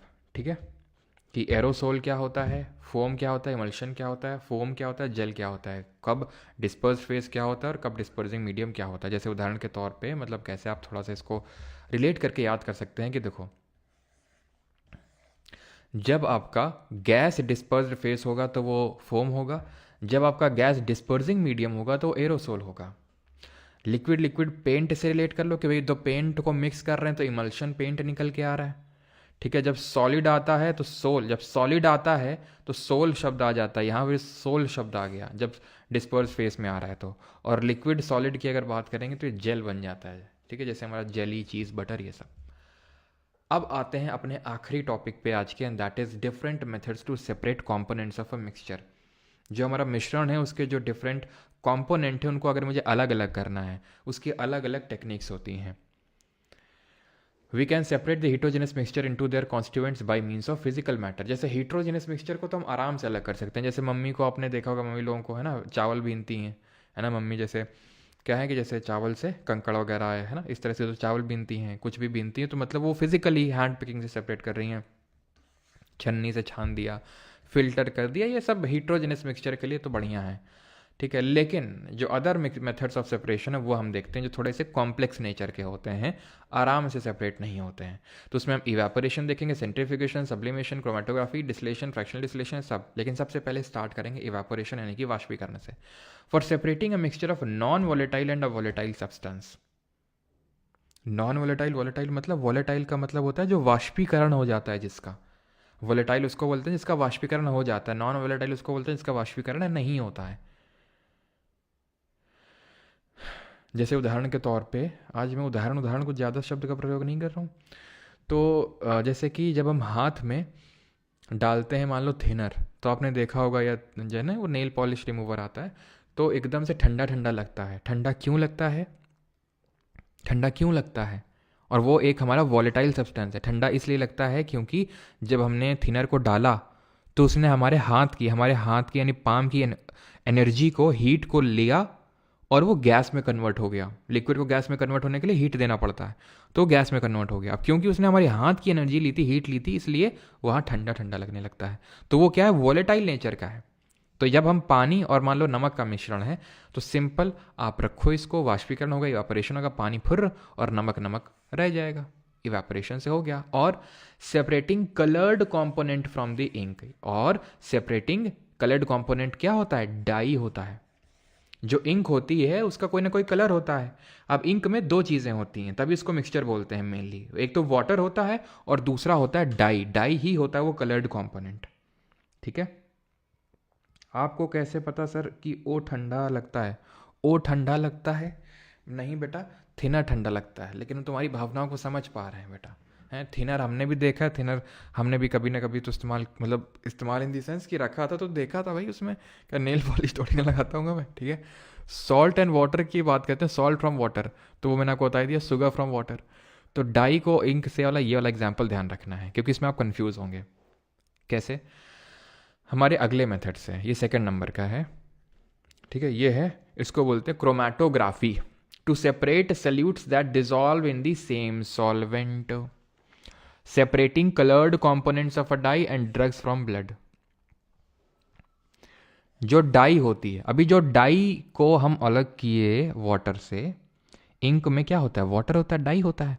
तो इवापोरेशन करवाया, वाटर उड़ गया, डाई बच गई। डाई में बहुत सारे कलर्स होते हैं, बहुत सारे कलर्स होते हैं। उन कलर को कैसे अलग करोगे? क्रोमैटोग्राफी। क्रोमा का मतलब क्या होता है?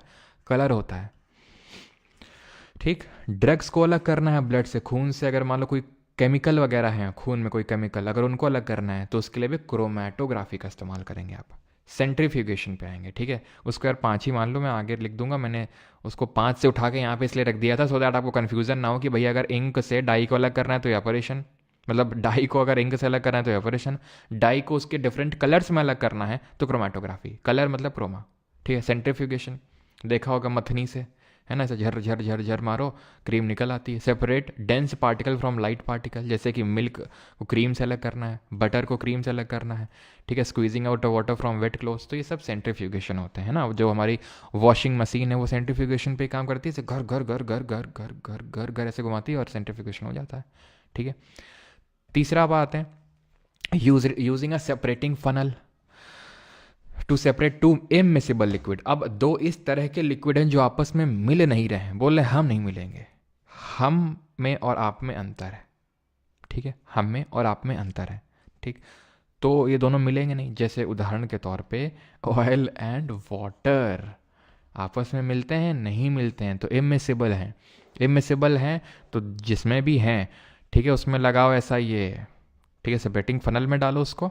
इसमें ऐसा टैप लगा होगा, टैप मतलब ढक्कन, ढक्कन को खोलोगे तो जो नीचे है, नीचे कौन होता है? तेल और पानी में पानी, क्योंकि वो ज़्यादा डेंस है, भारी है, तो पानी निकलेगा निकलेगा निकलेगा। जैसे ही यहाँ पर पानी आ जाए, मतलब यहाँ पर तेल आ जाएगा, क्योंकि पानी निकलेगा निकलेगा, ये नीचे आएगा, नीचे आएगा तेल, और जैसे ये बंद कर दो, पानी अलग तेल अलग, बात खत्म, पैसा हजम। Oil from water, iron iron ओर।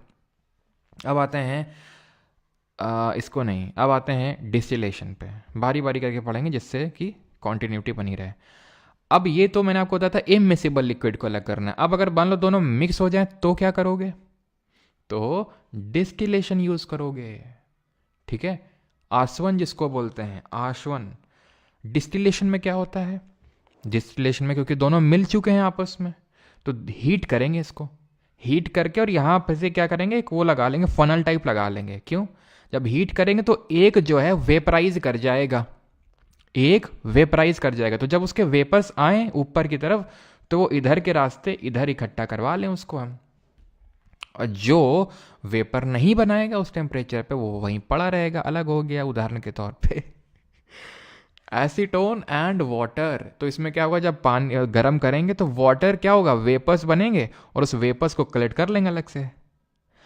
लेकिन अगर क्या हो, लेकिन अगर क्या हो, दोनों ही वेपराइज हो जाएं, यानी कि दोनों के बॉइलिंग पॉइंट में डिफरेंस क्योंकि बहुत कम है, दोनों जो मिले हुए हैं उनके बॉइलिंग पॉइंट में कम डिफरेंस का मतलब यह है कि अगर मैं उसको गर्म करूंगा तो दोनों ही वेपर्स में कन्वर्ट हो जाएंगे। जैसे मैंने थोड़ा टेम्परेचर, अब यहां पे क्या है कि अगर मैं और टेम्परेचर बहुत और बढ़ा देता तो एसीटोन भी वेपराइज हो जाता। लेकिन भैया क्योंकि मुझे अलग करना है तो मुझे पता है इतने में वाटर हो जाएगा, रुक जाऊंगा मैं, वाटर अलग एसीटोन अलग। लेकिन अगर ऐसे भी तो मिक्सचर होते हैं कि जो मिले हुए तो हैं आपस में और दोनों के बीच का जो बॉइलिंग पॉइंट का डिफरेंस है वो 25 केल्विन से कम है, तो ऐसे मामलों में सावधानी बरतते हुए आप आणविक आशवन का यानी कि फ्रैक्शनल डिस्टिलेशन का इस्तेमाल करेंगे। जैसे कि to separate the components of air, आगे है क्या? नहीं है। To separate the components of air. वैसे तो एनसीईआरटी से इस चैप्टर को हटा दिया गया है, मतलब हटा दिया गया है जो हमारा सेपरेटिंग टेक्निक्स है, लेकिन हम अभी उसको पढ़ेंगे क्योंकि कभी कभी क्वेश्चन आ जाता है इसलिए, ठीक है। अभी हमने बीच में छोड़ा था सब्लिमेशन। सब्लिमेशन आपको पता है, जहाँ पर सॉलिड जो होता है डायरेक्ट गैस में कन्वर्ट हो जाता है, उसको सब्लिमेशन बोलते हैं। तो यहाँ पर इस मेथड का हम तभी यूज़ करेंगे जब एक उस मिक्सचर में एक कंपोनेंट सबलाइम कंपाउंड होगा, जैसे कि कपूर, नैप्थलीन, ये क्या है, सबलाइम कंपाउंड हैं। सबलाइम कंपाउंड का मतलब है जैसे नैप्थलीन और सॉल्ट है, तो सॉल्ट तो सॉलिड से गैस में कन्वर्ट होता नहीं है, ये हो जाता है, ये हो जाता है, अमोनियम क्लोराइड हो जाता है। तो जहाँ पर ऐसे सबलाइम कंपाउंड होगा वहाँ पर सब्लिमेशन का इस्तेमाल कर लेंगे। और क्रिस्टलाइजेशन का यूज़ करते हैं, जैसे अगर हमें सॉल्ट को अलग करना है सी वाटर से। देखो, इवेपोरेशन और क्रिस्टलाइजेशन सेम सेम लग सकते हैं तुमको, ठीक है, लेकिन जहाँ पर प्योरिटी को मेंटेन करना है, ऐसा नहीं कि बस नॉर्मली, वो इवेपोरेशन तो नॉर्मल तरीका हो गया, लेकिन अगर आपको एकदम प्योर क्रिस्टल्स निकालने हैं, जैसे कि purification of copper sulphate, pure crystals निकालने हैं, तो वहाँ पर क्रिस्टलाइजेशन का मेथड हम यूज़ करते हैं, ठीक है। पहले तो सॉलिड को डिसॉल्व करेंगे, then solution is to heated to evaporate most of the solvent, evaporate हो जाएगा। Now the solution has allowed इसको कूल किया था टू ऑब्टेन क्रिस्टल्स। अब इसको कूल डाउन किया जाएगा, इवापोरेशन में बस गर्म कर दो, सीधे वाष्पित हो गया, अलग हो गया। इसमें कूल डाउन करेंगे कि वो क्रिस्टल्स कंडेंस हो जाएं और प्योर क्रिस्टल्स को फिल्टर पेपर के थ्रू निकाल लेते हैं, सो दैट उसमें इम्प्योरिटी ना रहे। क्लियर है? किसी को किसी में दिक्कत हो तो बता दो, वैसे तो मैंने आहिस्ते आहिस्ते आपको सारी चीज़ें समझाई हैं, ठीक? क्लियर?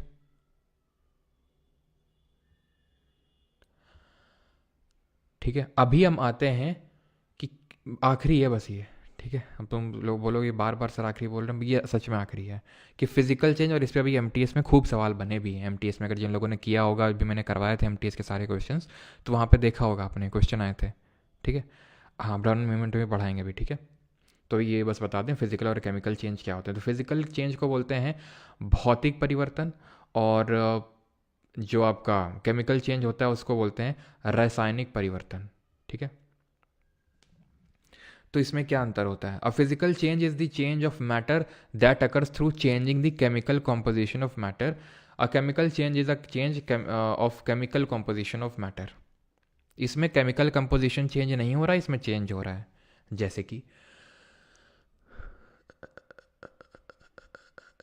जैसे कि मान लो ये कोई मान लो मैंने क्या किया, क्या कर दिया मैंने, मान लो ये कि कोयला है, कोयले का टुकड़ा है, ठीक है। इस कोयले के टुकड़े को मैंने क्या किया, मारा, जोर से फोड़ दिया, इसको ऐसे छोटे छोटे टुकड़ों में बट गया। एक केस में मैंने क्या किया, इस कोयले के टुकड़े को गर्म कर दिया। जब मैं गर्म करूंगा, धीरे धीरे धीरे धीरे ये राख बनेगा, ऐश बनेगा। अब ये राख से तुम कोयला बना सकते हो क्या फिर से? अगर ऐसा होता तो फिर क्या ही दिक्कत थी, है ना, क्या ही कोयले की कमी होती फिर तो। लेकिन इससे क्या तुम फिर से बना सकते हो? बिल्कुल बना सकते हो, जोड़ के बना दोगे। क्या इसमें कोई केमिकल कंपोजिशन में चेंज हुआ? नहीं हुआ। इसमें हुआ गर्म करने पे कोयले को। दूध है, रखे रखे रखे रखे वो सड़, मतलब नॉट सड़, मतलब वो खट्टा हो गया। क्या फिर से तुम वैसे ही दूध में बना सकते हो? नहीं बना पाओगे तुम, उसका फिर तुम्हें दही बनाना पड़ेगा अब, ठीक है। तो यानी उसके केमिकल कंपोजिशन में चेंज हो गया, जो कि इरिवर्सिबल नेचर का है, यानी उसको तुम बदल फिर से पीछे नहीं कर सकते हो। ये क्या होता है? रिवर्सिबल नेचर का होता है। यहाँ नया प्रोडक्ट नहीं बनता है, यहाँ नया प्रोडक्ट बनता है। जैसे दूध से दही बन गया, अगर थोड़ी देर रखे रहोगे तो जो लैक्टोबैसिलस बैक्टीरिया हैं, ठीक है, वो बैक्टीरिया क्या करेंगे, उसको दूध को दही में कन्वर्ट कर देंगे। क्लियर? अब यहाँ पर एग्जाम्पल्स देख लीजिए, जैसे कि आइस है, मेल्ट हो गई, मेल्ट हो गया, क्या पानी बन जाएगी? क्या पानी से मैं फिर बर्फ़ नहीं बना सकता? बिल्कुल। मैंने लकड़ी को काट दिया, फिजिकल चेंज है। मैंने लकड़ी को जला दिया, केमिकल चेंज है। क्योंकि क्या आप उस जली हुई लकड़ी से जो राख बनी, क्या उसे फिर से लकड़ी बना लोगे? केला सड़ गया, केमिकल चेंज। लेकिन केला को तुम दो बार में कट कर दो, फिजिकल चेंज, बिकॉज वो रिवर्सिबल है, ठीक है।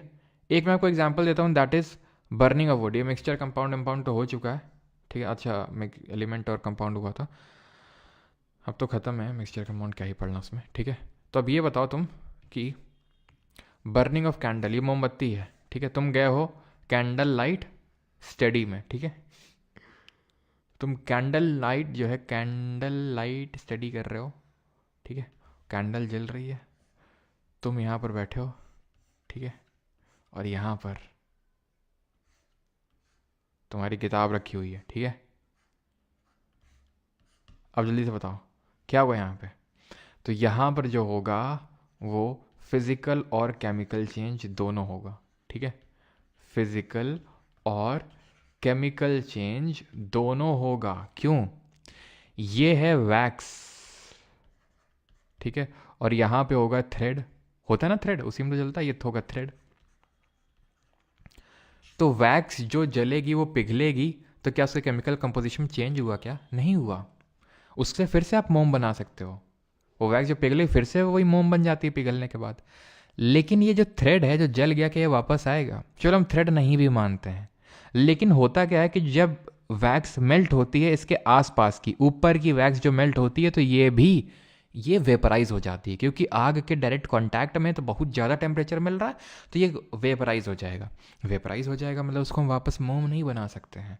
दैट मीन्स, तो आपने देखा होगा कि अगर मोमबत्ती मेल्ट हो रही तो मोमबत्ती जितनी वैक्स नहीं डिपॉजिट होगी, मोमबत्ती जितनी वैक्स आपको नहीं मिलेगी, थोड़ी कम हो जाएगी, क्योंकि कुछ वेपराइज कर गई है। तो जो वेपराइज कर गई है उसमें हो गया केमिकल चेंज, और थ्रेड में भी हो गया, और जो आपको फिर से मिल जाएगी वो फिजिकल चेंज होगा। ठीक है, क्लियर?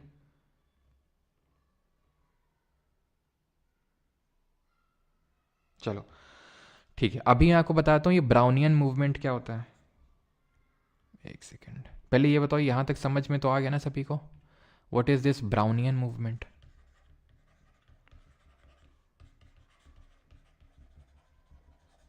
ब्राउनियन मूवमेंट क्या होता है? तो ये होता है, इट इज अ रैंडम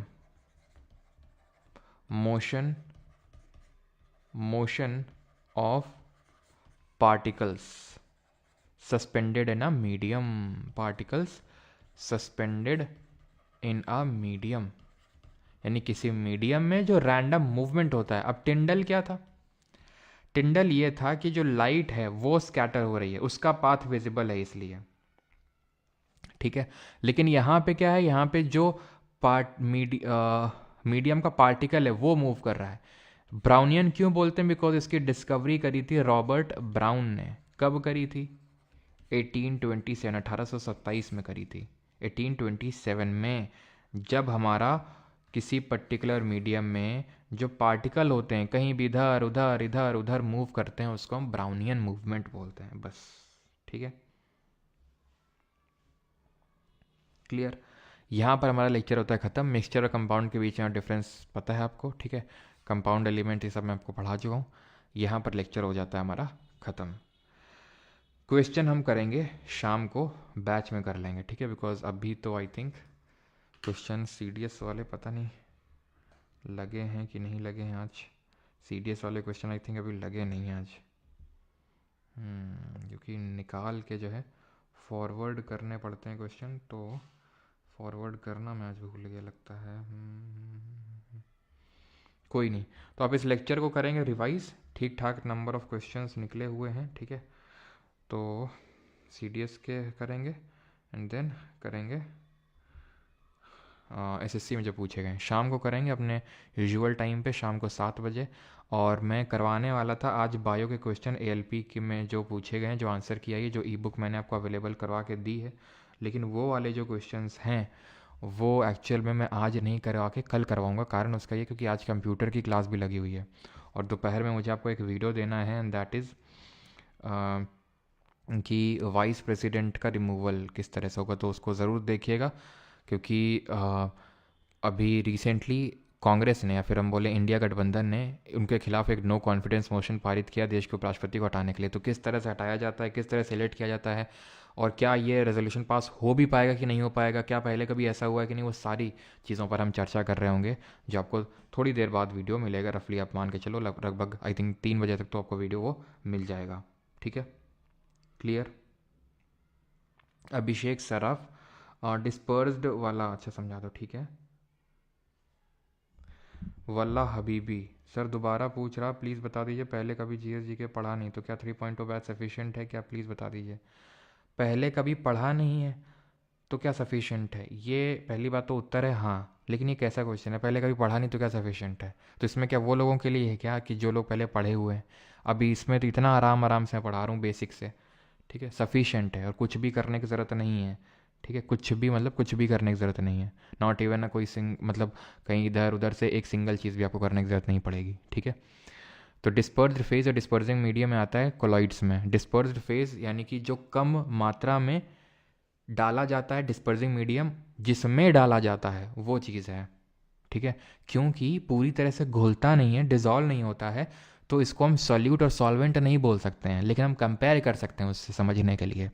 तो इसीलिए ये होमोजेनस दिख सकता है लेकिन है हीट्रोजेनस, यानी बीच का है, कोलॉइड है। यानी कि कोलॉइड में पार्टिकल साइज कितना होगा? पार्टिकल साइज होगा इसमें, पार्टिकल साइज होगा 1 नैनोमीटर से। अच्छा 2.0 का बात कर रहे हो क्या? नहीं 3.0 की, हाँ ठीक है। अच्छा कूपन की यार तुम लोग मांगते रहते हो कूपन, आज मैं डलवा दूंगा, ठीक है, टेलीग्राम पे, परमार एसएससी के टेलीग्राम चैनल पे मैं कूपन डलवा दूंगा। तो इसमें जो पार्टिकल साइज होता है वो 1 नैनोमीटर से आप ऐसे मान के चलो 1000 नैनोमीटर के बीच में होगा। इससे कम होगा होमो, इससे ज़्यादा होगा हीट्रो। ठीक है, 2.0 से 3.0 में कैसे हैं निशु मान जी? आज मैं कूपन दे दूंगा, ऐसे मत उसमें जाना, कूपन दे दूंगा जो सिर्फ उन्हीं बच्चों के उसमें लगेगा जिन्होंने 2.0 में होंगे। और मैं ये नहीं बोल रहा हूँ कि 3.0 में जाना ही जाना है, अगर आपको जाना है तो मैं एक कूपन बना दूंगा जिससे कि आपको फुल फ़ी पेमेंट ना करना पड़े, बहुत ही ज़्यादा आपको डिस्काउंट उसमें मिल जाएगा। लेकिन वो कोड तभी लगेगा जिस आईडी से आपने 2.0 को परचेज़ किया होगा, उसी आईडी से आप करने चाहिए तो कोड लग जाएगा आपका वो। ठीक है, ऐसे रैंडम कोई लगाएगा तो नहीं लगेगा वो कोड। चलिए, थैंक यू। तो जिन लोगों को रिकॉर्डिंग चाहिए होती है और जिन लोगों को नोट्स चाहिए होते हैं डिटेल में, नोट्स वगैरह में कोई दिक्कत तो नहीं, मतलब अब क्या, नोट्स वगैरह में पहले भी नहीं थी, अब मतलब कोई दिक्कत तो नहीं है? हम्म, सर मेरे पास LABPR बैच है, तो ये LABPR बैच क्या होता है भाई? चलो, तो I have 2.0 batch, is it sufficient? चलो भाई, तो आज पढ़ के मज़ा आया, केमिकल इंजीनियरिंग किया है, आज पढ़ के मज़ा आया। अच्छा, notes not loaded in time, notes की क्वालिटी आपने देखी है? हम्म, तो क्वालिटी देख के आप ये तो अंदाज़ा लगा सकते हो कि कितना टाइम लगता होगा उसको बनाने में।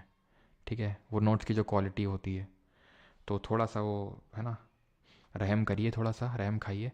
जिन लोगों को लेना है तो 3.0 परमार जीके बैच 3.0 है परमार एकेडमी एप्लीकेशन पे या फिर वेबसाइट पे www.parmaracademy.in, तो वहाँ पर से जाकर आप कोर्स में एनरोल कर सकते हैं। ठीक है, ब्लड टिंडल इफेक्ट शो करेगा? जी हाँ करेगा तनिषा जी, क्योंकि वो एक कोलॉइड है and colloid do show Tyndall effect.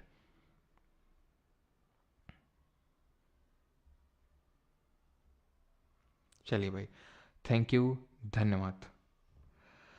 हाँ रैंकस में पढ़ सकते हैं। कल लिक्विड गीला क्यों होता है? लिक्विड गीला क्यों होता है? लिक्विड इसलिए गीला होता है क्योंकि वो हमारे सरफेस पे चिपक जाता है, इसलिए। ठीक है, क्योंकि वो हमारे सरफेस पे चिपक जाता है। बना दो आप स्टाइल्स ऑफ आर्किटेक्चर छोड़ के, एक तो स्टाइल्स ऑफ आर्किटेक्चर की बड़ी भारी डिमांड रहती है। चलो थैंक यू, धन्यवाद, मिलते हैं कल। एटम्स के बारे में पढ़ेंगे। अब जो लोगों ने यहाँ से शुरुआत करी है अंत भी करिएगा। आप अंत तो नहीं कर पाएंगे, जैसे आज थे तो मैं आज तुमने देखा होगा 6500 स्टूडेंट थे, ऐसे कुछ है ना, ऐसे थे शायद मेरे हिसाब से। कल देखना 6000 के लमसम हो जाएंगे, परसों देखना वो 5500 हो जाएंगे, फिर 5000 पे आके